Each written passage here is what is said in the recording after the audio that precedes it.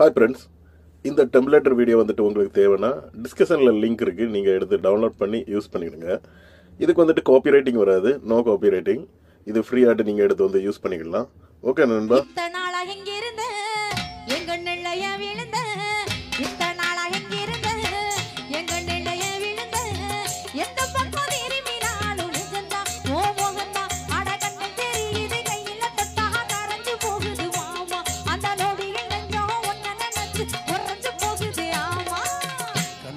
காதலியே பொன்மணிய பூங்குயிலே, கண்மணிய காதலியே பொன்மணிய பூங்குயிலே, கட்டி ஒன்னால